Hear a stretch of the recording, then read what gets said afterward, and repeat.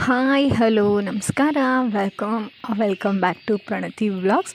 So ನಾನು ಬೆಳಗ್ಗೆ ಎದ್ದ ತಕ್ಷಣ ಈ ಥರ ಇರುತ್ತೆ ನನ್ನ ವ್ಯೂ. ಸೊ ಫಸ್ಟ್ ಬೆಳಗ್ಗೆ ಎದ್ದ ತಕ್ಷಣ ಬೆಡ್ಡೆಲ್ಲ ನೀಟಾಗಿ ಮಾಡಿ ಮಡಚಿಟ್ಟು ಬ್ಲ್ಯಾಂಕೆಟ್ಸ್ ಎಲ್ಲ. ಸೊ 6:30 ಹಂಗೆ ಎದ್ದಿದ್ದೆ. ಸೊ ಇವತ್ತು ನನ್ನ ಕೆಲಸ ಆಗಿತ್ತು, ಯಾಕಂದರೆ ನಮ್ಮಮ್ಮ ಅಜ್ಜಿ ಮನೆಗೆ ಹೋಗಿದ್ರು. ಸೊ ಅದಕ್ಕೆ ಕಿಚನ್ ಡಿಪಾರ್ಟ್ಮೆಂಟ್ ನಂದಾಗಿತ್ತು.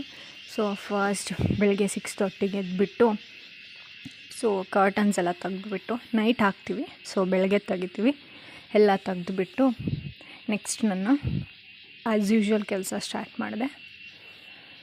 ನೆಕ್ಸ್ಟು ಆ್ಯಕ್ಚುಲಿ ನಾನು ಫ್ರಂಟಲ್ಲಿ ಇವಾಗ ಒಂದು ವಾರದಿಂದ ರಂಗೋಲಿ ಹಾಕೋಕ್ಕೆ ಸ್ಟಾರ್ಟ್ ಮಾಡಿದ್ದೀನಿ.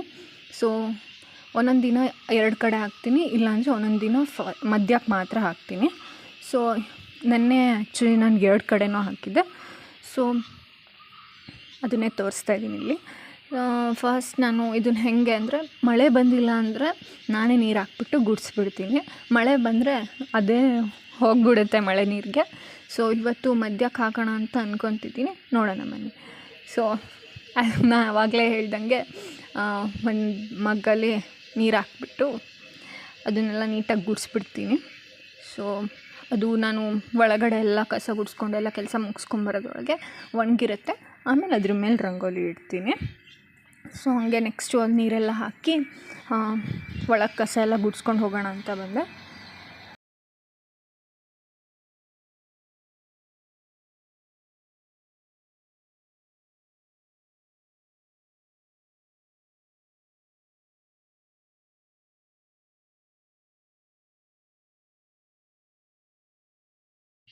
ಸೊ ಕಸ ಎಲ್ಲ ಗುಡಿಸಿ ಮುಗೀತು. ಸೊ ಕಿಚನೆಲ್ಲ ನೆನ್ನೆ ನೈಟ್ ಕ್ಲೀನ್ ಮಾಡ್ಕೊಂಡ್ಬಿಟ್ಟಿದ್ದೆ. ಸೊ ನನಗೆ ಬೆಳಗ್ಗೆ ತಕ್ಷಣ ಸ್ಟ್ರೆಸ್ ಆಗ್ಬಾರ್ದು ಅಂತ ಫುಲ್ ನಿನ್ನೆ ರಾತ್ರಿನೇ ಕ್ಲೀನ್ ಮಾಡಿಟ್ಟಿದ್ದೆ. ಸೊ ಇವಾಗ ಕಾಫಿಗೆ ಇಟ್ಟಿದ್ದೀನಿ. ಕಾಫಿ ಮಾಡ್ಕೊಂಡು ಕುಡಿಬೇಕು. ಕಾಫಿ ಮಾಡ್ಕೊಂಡಿದ್ದೀನಿ. ನಾನು ಬ್ಲ್ಯಾಕ್ ಕಾಫಿನೇ ಕುಡಿದಿದ್ದೀವಿ ಇವಾಗ. 1.5 ತಿಂಗಳಾಯ್ತಾಯ್ತಾ ಬ್ಲ್ಯಾಕ್ ಕಾಫಿ ಕುಡಿಯೋಕ್ಕೆ ಸ್ಟಾರ್ಟ್ ಮಾಡಿ. ನಾನು ಯೂಶ್ವಲಿ ತುಂಬ ಬಿಸಿ ಮಾಡ್ಕೊತೀನಿ ಕಾಫಿ.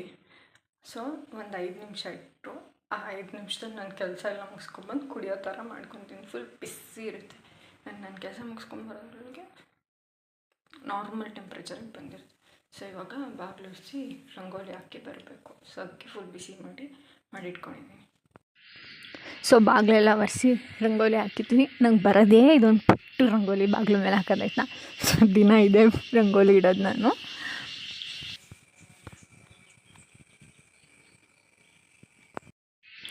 ಇವಳು ಪದ್ದು ನಮ್ಮನೆ ಕ್ಯೂಟಿ ಪೈ. ಸೊ ಫಸ್ಟ್ ನಾನು ಬೆಳಗ್ಗೆ ಎದ್ದ ತಕ್ಷಣ ಇವಳೇ ನನ್ನ ಮಾತಾಡ್ಸೋಕ್ಕೆ ಬರೋದು. ನಾನು ಹೋದರೆ ಮಾತ್ರ ನನ್ನನ್ನು ಮಾತಾಡ್ಸೋಕ್ಕೆ ಬರ್ತಾಳೆ ಆಯಿತಾ. ಮಿಗ್ದವ್ರು ಯಾರು ಹೋದರೂ ನಡೀರಿ ಆಚೆ ಅನ್ನೋ ಥರ ಎಕ್ಸ್ಪ್ರೆಷನ್ ಕೊಡ್ತಾಳೆ ಆಯಿತಾ. ಹಾಗೆ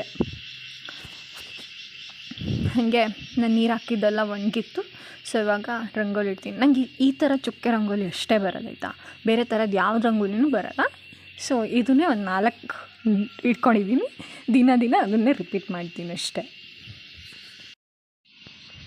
ಸೊ ಮಧ್ಯ ಹಾಕೋಣ ಅಂದ್ಕೊಂಡೆ, ಆಮೇಲೆ ಬೇಡ ಅನಿಸ್ತು. ಅದಕ್ಕೆ 2 ಕಡೆನೂ ಹಾಕಿದೆ.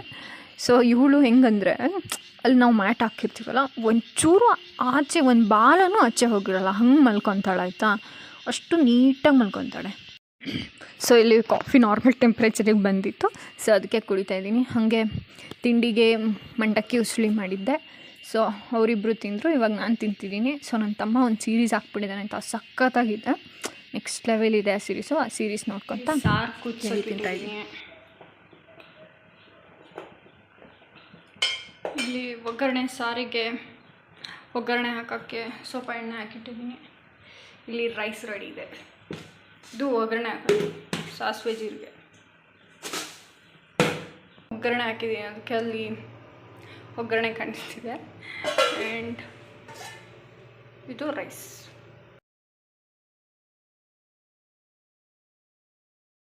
ಈ ಮಳೆಗಾಲದಲ್ಲಿ ಮೊದಲೇ ಬಟ್ಟೆ ಒಣಗಲ್ಲ ಆಯಿತಾ. ಅದರಲ್ಲಿ ನಮ್ಮ ಮನೇಲಿ ಒಂದು ಕತೆ ಆಗಿದೆ. ಅದು ನಾನು ಮಾತ್ರ ಮೇಲ್ಗಡೆ ಬಟ್ಟೆ ಒಣಗಿಸ್ತೀನಿ, ಮಿಕ್ದವ್ರದ್ದೆಲ್ಲ ಕೆಳಗಡೆನೇ ಒಣಗಿಸ್ತೀನಿ ಆಯಿತಾ. ಸೊ ನಾನು ಅಲ್ಲೇ ಇರ್ತೀನಲ್ಲ, ರೂಮಿಗೆ ತೊಗೊಂಡೋಗಿ ಇಟ್ಕೊಂಡ್ರೆ ಆಯಿತು ಅಂತ. ಸೊ ಅವರೆಲ್ಲ ಕೆಳಗಡೆ ಇಟ್ಕೊಳೋದ್ರಿಂದ ಅವ್ರದ್ದೆಲ್ಲ ಕೆಳಗಡೆನೇ ಒಣಗಿಸ್ತೀವಿ. ಇನ್ನೊಂದು ತೋರಿಸ್ತೀನಿ ರೀ ನಿಮಗೆ ನೋಡಿ. ಅದೆಲ್ಲ ಹೋಗ್ಬಿಟ್ಟು ಆ ಹಂಚ ಹತ್ರ ಸಿಕ್ಕಾಕೊಳತ್ತೆ ಆಯಿತಾ.